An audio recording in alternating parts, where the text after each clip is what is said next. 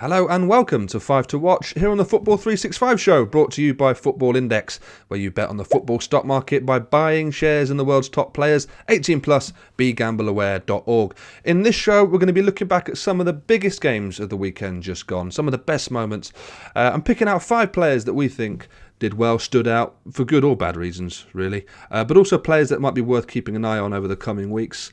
I'm your host, Mark Smith. I'm here, as ever, with Pete Farries. If you like the show, don't forget to like and subscribe and press that little notification bell. All that stuff that helps us out. Right, I think that's pretty much it for the admin. So let's get straight into it, shall we? This is 5 to Watch here on the Football 365 show, brought to you by Football Index.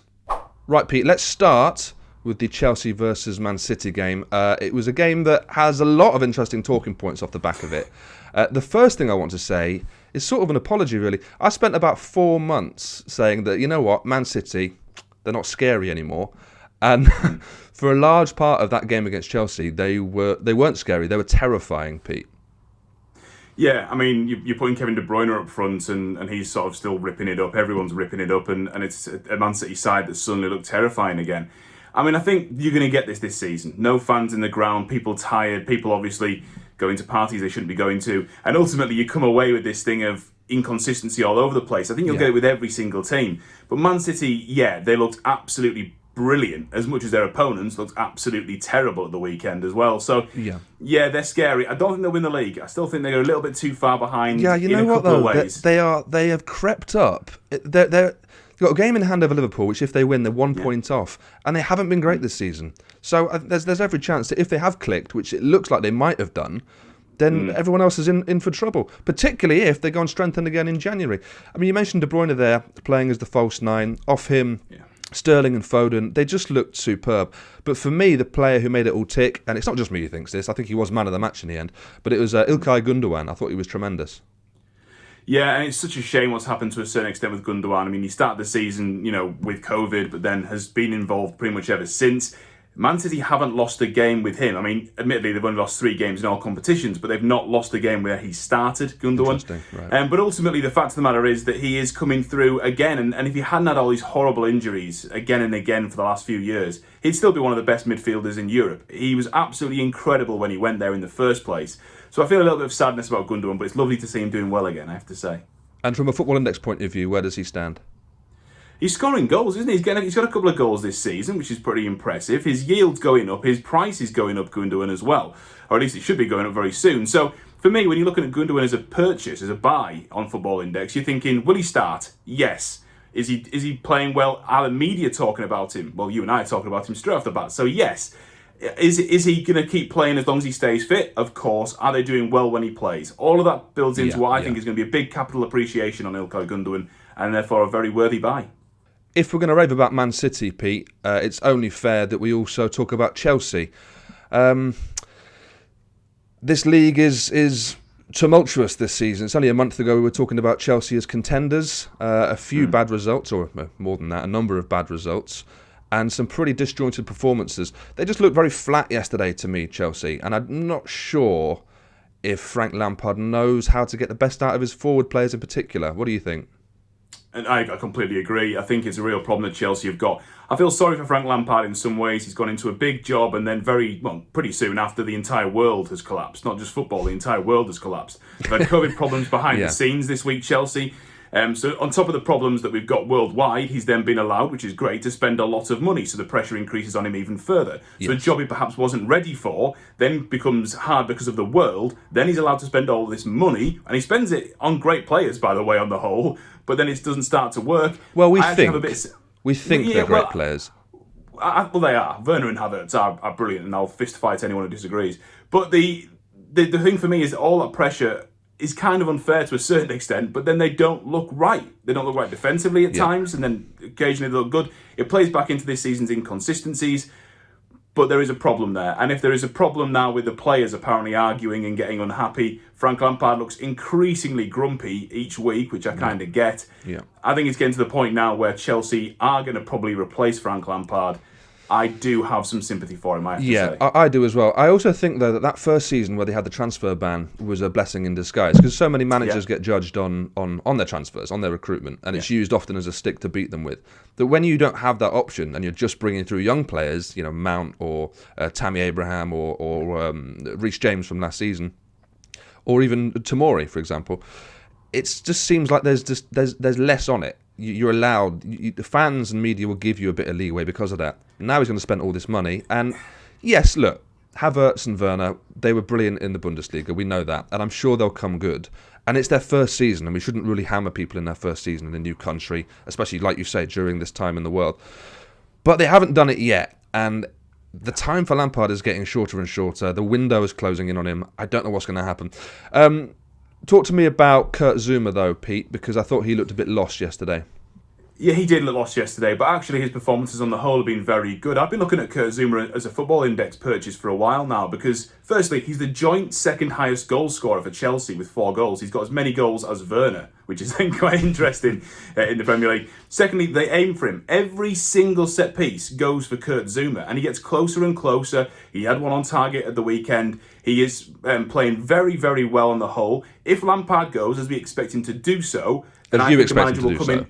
Sorry, as I expect him to do, so I apologise.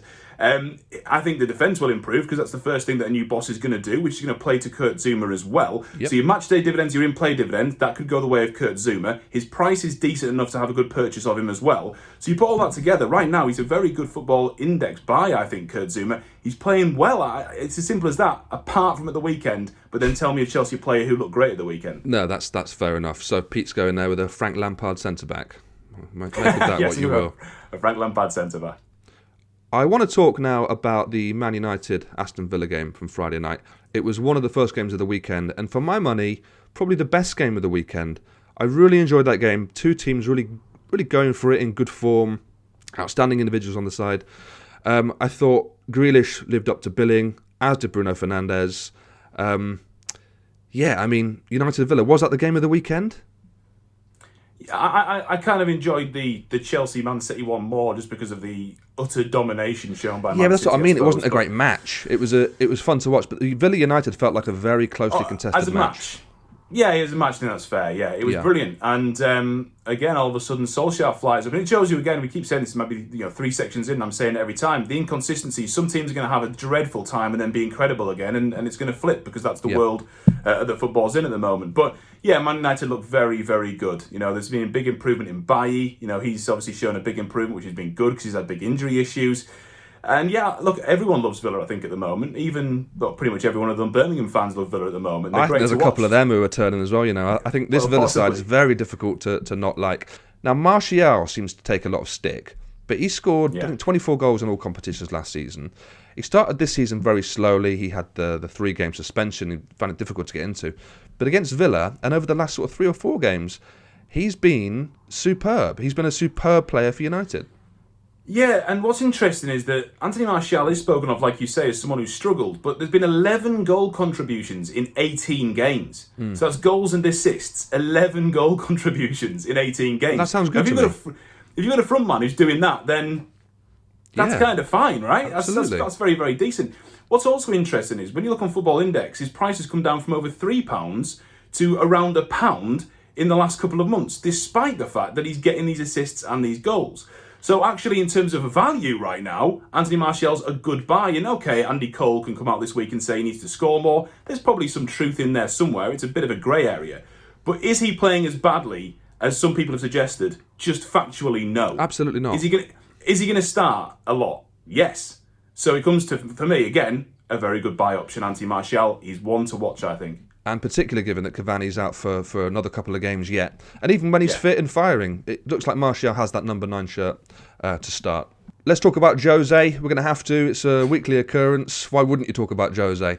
A good result for them at the weekend. Yeah, Leeds were Leeds. And Jose, I wouldn't say outthought Bielsa, but he out-pragmatised him. I don't know if that's a word, but we'll if go it's with not, it should be. It should be. Not bad, was it? Look, that game was always going to be madness, and in the end, it went one way. Leeds are going to be like that all season. I absolutely adore watching Leeds, and they're having a great season, no matter what anyone says. Spurs picked them off. They did beautifully as well. You can't argue with that. It's as simple as saying Spurs looked great. Spurs were ruthless. They've got the front two of the world at the moment, probably. Yeah. And that's that. Yeah, the Leeds thing, I mean, people do criticise, and to a certain extent they're right to. I mean, any other manager, if they were 3 or 4-0 down and continued attacking, you'd get hammered for it. But let's not forget, this is a Leeds team in their first year in the Premier League. Yeah. They've just come up. Like, this is unbelievable what we're seeing. If it was 5-6 seasons in, yeah, I get it, but it's the first season up. Are they going to be relegated? No. Are the Leeds fans having the time of their life? Yes. Absolutely. Yes, absolutely right, Pete. I completely agree with you. You mentioned a second ago Tottenham's front two, Kane and Son. We mentioned Son a few weeks ago on the show. It's time to talk about Harry Kane. The man, now he's dropped 5-6 yards deeper. He might be the complete footballer. Yeah, and look, the fact is, again, from a Football Index point of view, you're looking at a guy with, 17 goals and 14 assists this season? A man who, alongside Heung-min Son, who we've mentioned, keep assisting each other and scoring for each other and just doing everything together.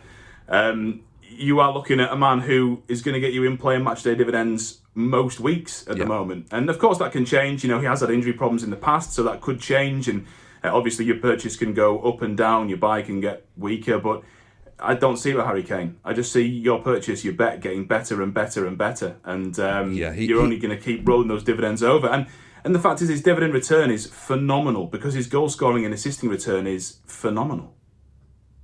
Yeah, even I would say, Kane's a good one. My expert opinion. Might be the most obvious one in the world, but it's a great one. Now, last week on the show, we talked about how much we love Sam Allardyce. We talked about how Sam Johnston, the West Brom goalkeeper, was unlikely to be conceding many goals now that Big Sam was there. Pete, since then, they've conceded 9 goals at home. This weekend got butchered by a more youthful, invigorating Arsenal side. First of all, talk me through what you make of Big Sam's return to the Premier League, and then let's talk about after that about Arsenal's young players, shall we? Yeah, it's tough. West Brom, I think, will get better defensively. I just think they're still going to struggle, and it looks like Big Sam's going to get a relegation on the old record, doesn't it? Yeah. Sam Johnston's interesting, actually, because we spoke about him, and actually since we spoke about him, not as a result, but the media coverage is beginning to grow because the suggestion that Hugo Lloris is going to go to PSG, and therefore Sam Johnston is the main choice for Spurs to replace him. So that's interesting, that. But for me, ultimately, when you're looking at him right now, Big Sam, he's got big problems. He's got big problems. They can't score goals. They didn't invest in the best striker they possibly could. And the fact is, I think they pulled the trigger way too early, which has unbalanced and unsettled the entire squad at a time when they could have dug in. They will get better. Are they going to strengthen? Are they going to buy in January, do you think? They might buy a couple of players who will be happy to play in the Championship if they go down. Okay. They might try and get a couple of loans from bigger clubs. But they're done. It'll get better. They'll stop getting battered, I think. But they'll go down. Great. Well, let's be more positive for a second. Let's talk about Arsenal's resurgence, because having seen Saka play more and now Emil Rose-Smith come in and do so well, this looks like a completely different Arsenal side, doesn't it? And it shows you what can happen when you have players who are given that extra 1 or 2%, doesn't it? Players who really care and have got something to prove, rather than players that have done it all a million times and are just going through the motions. And when you don't completely panic. I mean, Arsenal aren't there yet. They can still go back to being dross. But Arsenal arguably could have sacked, or maybe should have sacked by football standards, Arteta a month ago. Yeah. But they didn't. They've stuck with him for now. I mean, whether that changes or not, we don't know. But they've stuck with him. And at the moment, Lacazette is reaping the rewards of that. Him and Aubameyang is now apparently a kind of a media-built rivalry between the two of them, which again goes nicely for any of your media ranking dividends you want paying out. But he's scoring goals, 5 goals in 4 games. He's looking confident. He's always been a confidence player anyway, Alexandre Lacazette. And all of a sudden, with the other players starting to improve and grow around him, he's a good buy. He's going to be good for your dividends, I think, Lacazette. But on the whole, if we're talking about Arsenal as a football side, I do not trust them yet. It's as simple as that. I do not trust them yet, despite them being as impressive as they were. But Lacazette right now, I think, Lacazette's on the up. I mean, the fact is, since September, his price has come down from over £1 to, at one point, it went under 50p. Now, it's back towards the 60p a share mark. I think that's going to go back up, and your capital appreciation will go up as well. That's all we got time for this week on 5 to Watch, brought to you by Football Index. Thank you to Pete Farries for joining me. Thank you guys at home for watching. If you want to get in touch with the show, you can email us. It's the editor at football365.com. Until next week, goodbye.